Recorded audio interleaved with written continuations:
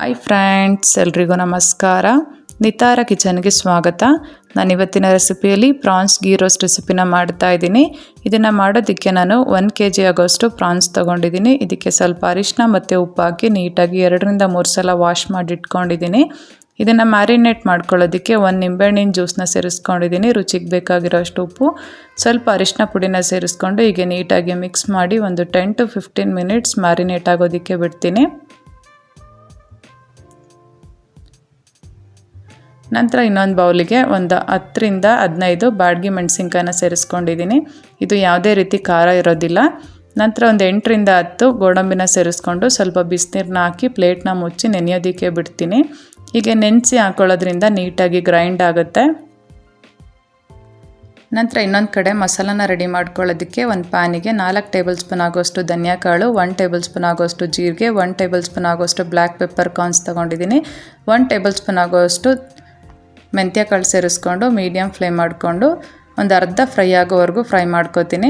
ಅರ್ಧ ಫ್ರೈ ಆದ ನಂತರ ಇದಕ್ಕೆ ನಾನು 1 ಟೇಬಲ್ ಸ್ಪೂನ್ ಆಗೋವಷ್ಟು ಸಾಸಿವೆ, 1 ಟೇಬಲ್ ಸ್ಪೂನ್ ಆಗೋವಷ್ಟು ಗಸಗಸೆನ ಸೇರಿಸ್ಕೊಂಡು ಇದನ್ನು ಸಹ ಪರಿಮಳ ಬಿಡೋವರೆಗೂ ಫ್ರೈ ಮಾಡ್ಕೋತೀನಿ.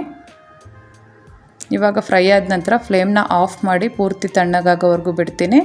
ತಣ್ಣಗಾದ ನಂತರ ಇದನ್ನು ಒಂದು ಮಿಕ್ಸಿ ಜಾರಿಗೆ ಸೇರಿಸ್ಕೋತೀನಿ. ನಂತರ ಒಂದು ನಿಂಬೆಹಣ್ಣಿನ ಸೈಜಿನ ಹುಣಸೆಹಣ್ಣ ನೀರಲ್ಲಿ ನೆನೆಸಿ ಸೇರಿಸ್ಕೊಂಡಿದ್ದೀನಿ. ಒಂದು 4 ಪೀಸ್ ಬೆಲ್ಲ ಸೇರಿಸ್ಕೊಂಡಿದ್ದೀನಿ. ಒಂದು ಬಿಗ್ ಸೈಜ್ ಬೆಳ್ಳುಳ್ಳಿನ ಬಿಡಿಸಿ ಸೇರಿಸ್ಕೊಂಡಿದ್ದೀನಿ. ಇವಾಗ ನೆನೆಸಿರೋ ಅಂಥ ಒಣಮೆಣಸಿನ್ಕಾಯಿನ ಸೇರಿಸ್ಕೊತಾ ಇದ್ದೀನಿ. ನಂತರ ನೆನೆಸಿಟ್ಕೊಂಡಿರೋ ಅಂಥ ಗೋಡಂಬಿನ ಸೇರಿಸ್ಕೊಂಡಿದ್ದೀನಿ. ರುಚಿಗೆ ಬೇಕಾಗಿರೋ ಅಷ್ಟು ಕಲ್ಲುಪ್ಪನ್ನ ಸೇರಿಸ್ಕೊಂಡಿದ್ದೀನಿ. ಹೀಗೆ ನೀಟಾಗಿ ಗ್ರೈಂಡ್ ಮಾಡ್ಕೋತೀನಿ. ಇವಾಗ ಮಸಾಲ ರೆಡಿಯಾಗಿದೆ. ಇದನ್ನು ಒಗ್ಗರಣೆ ಮಾಡ್ಕೊಳ್ಳೋದಕ್ಕೆ ಸ್ಟವ್ ಮೇಲೆ ಒಂದು ಪ್ಯಾನ್ ಇಟ್ಟು ಅದಕ್ಕೆ 4 ಟೇಬಲ್ ಸ್ಪೂನ್ ಆಗೋಷ್ಟು ತುಪ್ಪ ಸೇರಿಸ್ಕೊತಾ ಇದ್ದೀನಿ. ಇದು ಗೀ ರೋಸ್ಟ್ ಆಗಿರೋದ್ರಿಂದ ಬರೀ ತುಪ್ಪನೇ ಬಳಸ್ಕೋಬೇಕು. ನಂತರ ಈಗ ನೀಟಾಗಿ ತುಪ್ಪ ಎಲ್ಲ ಬಿಸಿಯಾದ ನಂತರ ಈಗ ರುಬ್ಬಿರೋ ಅಂಥ ಮಸಾಲಾನ ಸೇರಿಸ್ಕೊತಾ ಇದ್ದೀನಿ. ಹೀಗೆ ಒಂದ್ಸಲ ನೀಟಾಗಿ ಮೀಡಿಯಮ್ ಫ್ಲೇಮ್ ಮಾಡಿಕೊಂಡು ಮಿಕ್ಸ್ ಮಾಡ್ಕೋತೀನಿ.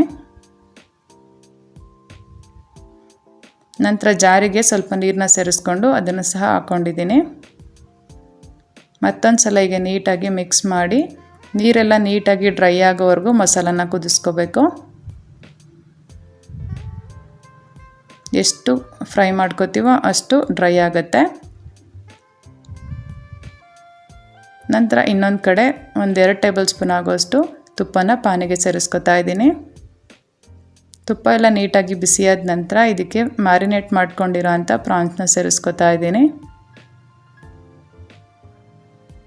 ಹೀಗೆ ನೀಟಾಗಿ ಮಿಕ್ಸ್ ಮಾಡಿ ಒಂದು 5 to 10 ಮಿನಿಟ್ಸ್ ಪ್ರಾನ್ಸ್ನ ಫ್ರೈ ಮಾಡ್ಕೋಬೇಕು. ಇದಕ್ಕೆ ಯಾವುದೇ ರೀತಿ ನೀರನ್ನ ಬಳಸಬಾರ್ದು, ಅದೇ ನೀರ ಬಿಟ್ಕೊಳ್ಳುತ್ತೆ. ಹೀಗೆ ಫ್ರೈ ಆಗ್ತಾನೆ ನೀಟಾಗಿ ನೀರೆಲ್ಲ ಬಿಟ್ಕೊಳ್ಳುತ್ತೆ. ಮತ್ತೊಂದು ಸಲ ಹೀಗೆ ನೀಟಾಗಿ ಮಿಕ್ಸ್ ಮಾಡ್ಕೋತೀನಿ.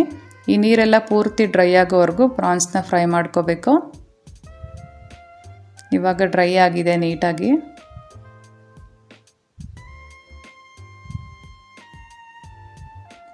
ಇಲ್ಲಿ ಮಸಾಲನೂ ಸಹ ನೀಟಾಗಿ ನೀರೆಲ್ಲ ಡ್ರೈ ಆಗಿದೆ. ಮತ್ತೊಂದು ಸಲ ಹೀಗೆ ಚೆನ್ನಾಗಿ ಮಿಕ್ಸ್ ಮಾಡ್ಕೋತೀನಿ. ಇನ್ನೂ ಡ್ರೈ ಬೇಕು ಅನ್ನೋರು ಇನ್ನೂ ಸ್ವಲ್ಪ ಹೊತ್ತು ಫ್ರೈ ಮಾಡ್ಕೋಬೇಕು. ಸ್ವಲ್ಪ ಗ್ರೇವಿ ಬೇಕು ಅನ್ನೋರು ಇದೇ ಕನ್ಸಿಸ್ಟೆನ್ಸಿಗೆ ಫ್ರೈ ಮಾಡಿಟ್ಕೊಂಡಿರೋ ಅಂಥ ಪ್ರಾನ್ಸ್ನ ಸೇರಿಸ್ಕೊಂಡಿರ್ಬೋದು. ಇಲ್ಲಿ ಉಪ್ಪನ್ನ ನೋಡಿ ಹಾಕೋಬೇಕು. ಮಸಾಲಾಗೂ ಮತ್ತು ಪ್ರಾನ್ಸ್ಗೂ ಉಪ್ಪು ಹಾಕಿರೋದ್ರಿಂದ ಉಪ್ಪು ಬೇಕು ಅಂದರೆ ಹಾಕೋಬೋದು. ನಂತರ ಸ್ವಲ್ಪ ಫ್ಲೇವರ್ಗೆ ಕರಿಬೇವಿನ ಸೊಪ್ಪನ್ನ ಸೇರಿಸ್ಕೊಂಡು ಹೀಗೆ ನೀಟಾಗಿ ಮಿಕ್ಸ್ ಮಾಡಿ ಒಂದು 5 to 6 ಮಿನಿಟ್ಸ್ ಹಾಗೆ ಫ್ರೈ ಮಾಡ್ಕೋತೀನಿ. ಇದು ಪೂರ್ತಿ ತಣ್ಣಗಾದ ನಂತರ ಇನ್ನೂ ಡ್ರೈ ಆಗುತ್ತೆ.